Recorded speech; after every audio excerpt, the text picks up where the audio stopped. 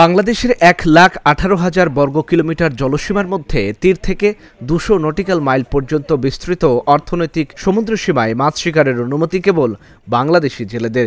কিন্তু দীর্ঘদিন ধরে ভারতীয় জেলেরা সীমান্ত অতিক্রম করে বাংলাদেশের জলসীমায় ঢুকছে।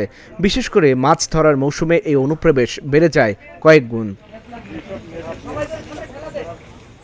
নৌবাহিনীর সাম্প্রতিক অভিযানে মোংলা উপকূলে আটক করা হয় 48 জন ভারতীয় জেলে ও একাধিক ট্রলার। জব্দ করা হয় প্রায় 10,000 কেজি ইলিশ ও অন্যান্য সামুদ্রিক মাছ। আটক ভারতীয় জেলেদের দাবি, ট্রলারের ইঞ্জিন বিকল হয়ে তারা অনিচ্ছাকৃতভাবে বাংলাদেশের জলসীমায় প্রবেশ করেছেন। ভাষা নিয়েছিলাম, ভাসতে ভাসতে আমরা বাংলাদেশের বর্ডারের ভিতরে চলে এসেছি। আমাদের ইঞ্জিন বিকল হয়ে যায়, বিকল হয়ে যেতে আমাদেরকে দেশের নেভি নিয়ে আসে। আমরা ভারতে লম্বা জাল মেরেছিলাম, লম্বা জাল মারতে জাল টানতে টানতে বাংলাদেশের সীমানা পেরিয়ে চলে এসেছি।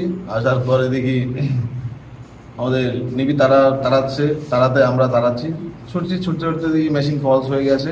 তারপরে আমাদের ধরে নিয়ে আসা হয়েছে। আমরা লম্বা জাল মেরেছিলাম, মানে এপারে চলে এসেছে, জাল টানতে টানতে বাংলাদেশের সীমানা পেরিয়ে চলে এসেছিল 5-7 কিলোমিটার 10 কিলোমিটার হবে। এবার বাংলাদেশের ফৌজিগার্ড আমাদের তাড়া করেছে, আমরা ভয়ে ইঞ্জিন বাড়িয়ে চলে যাচ্ছিলাম, সেই সময় আমাদের ইঞ্জিন ফলস করে গেছে, মানে আগুন ধরে গেছে।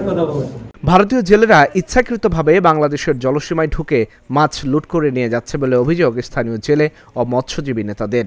সমুদ্রে অভিযানকালীন সময় আমার বাংলাদেশের কোনো জেলেরা মাছ ধরে না।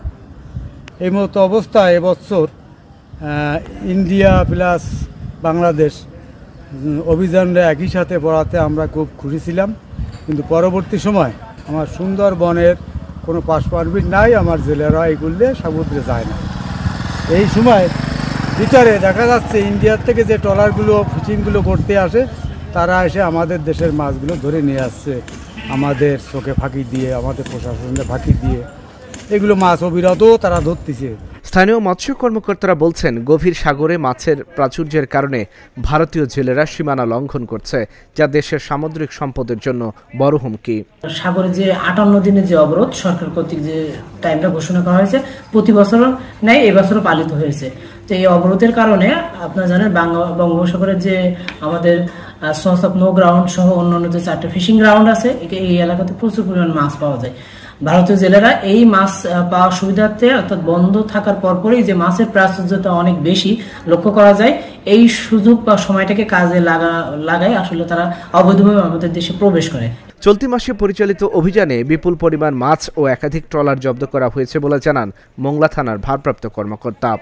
দেশের নৌবাহিনী বাংলাদেশের সমুদ্র সীমানায় ইন্ডিয়ান জেলে মাছ মারার জন্য নৌকা শহর ঢুকলে, প্রবেশ করলে তাদেরকে আটক করে গত 14 জুলাই এরকম 2টা মাছ ধরা ট্রলার এবং 34 জন জেলে নৌবাহিনী কর্তৃক আটক হয়। পরে থানায় এসে মামলা রুজু হয়, পরবর্তী তাদেরকেও বিজ্ঞ আদালতে প্রেরণ করা হয়। স্থানীয়দের মতে, এভাবে অনুপ্রবেশ চলতে থাকলে সাগরের বড় অংশের সম্পদ হাতছাড়া হয়ে যাবে। Dhaka journal news desk.